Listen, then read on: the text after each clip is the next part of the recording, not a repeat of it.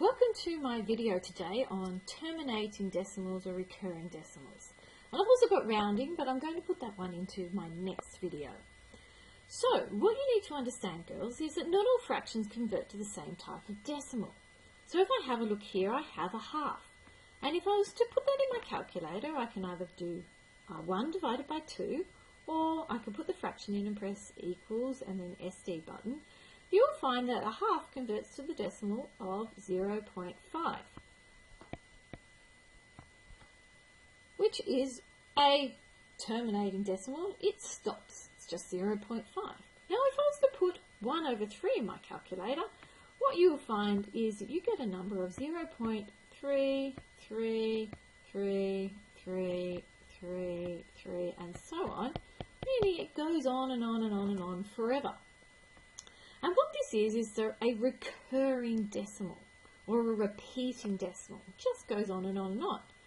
And sometimes some other fractions, when we convert them to decimals, they just give us a whole lot of different numbers. So if we put 1 over 7 in our calculator, we get 0.1428571. So, two things you need to know. Decimals that stop or terminate, and I think of terminating decimals like the train terminates at the station, are known as terminating decimals. So that would be, say, 0.5. And even this one, 1 over 7, that decimal does stop, it terminates.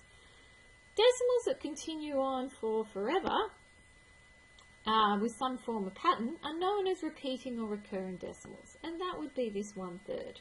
Which is 0.3 repeater. So, once we know that, what we need to be able to do is simply understand a couple of key ideas. We've already just done these, but we're just going to quickly look at them again. A terminating decimal has a finite number of decimal places, i.e. it terminates. So if I was to put 5 over 8 in my calculator, you would find you'd get an answer of 0.625, which is a decimal that has terminated, it's finished. A recurring decimal, or a repeating decimal, has an infinite number of decimal places. So if I was to put 1 over 3 in my calculator, we all know that's 0.333, and it fills up your calculator screen with 3's. But if this wasn't on a calculator, if it was, say, on a computer, it would fill up all the computer screens, and then it would go on. In fact, it goes on for infinity. The next point that's quite important is all terminating and recurring decimals can be expressed as fractions. And all numbers that can be expressed as fractions are known as rational numbers. And that's just something to keep in the back of your head as to what a rational number is. Now, the other thing we need to know, which is the basis of today's work, is what do we actually do, or how do we note that something is a recurring decimal? So this is what we do. We look at our decimal, in this case it's 0.5 repeater, and I'm going to write 0.5, and because the 5 repeats, I'm just going to put a dot above it. And that's as simple as today's work is.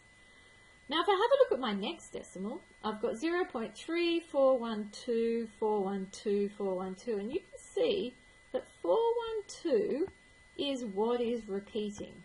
It's the number that's constantly repeating. So I'm going to write 0.3 down because it is part of my decimal, but it's not repeating. I'm then going to put the 412 down, and because the 412 repeats, the repeat starts at the 4 and finishes at the 2, I put a dot above the 4 and the 2. Now that means when I'm looking at that, or I have to write it out, I know that the whole sequence from 4 to 1 to 2 repeats. This whole sequence here repeats. So that is the end of today's work. So I'm sure you're finding this pretty simple. See you next time with my work on rounding.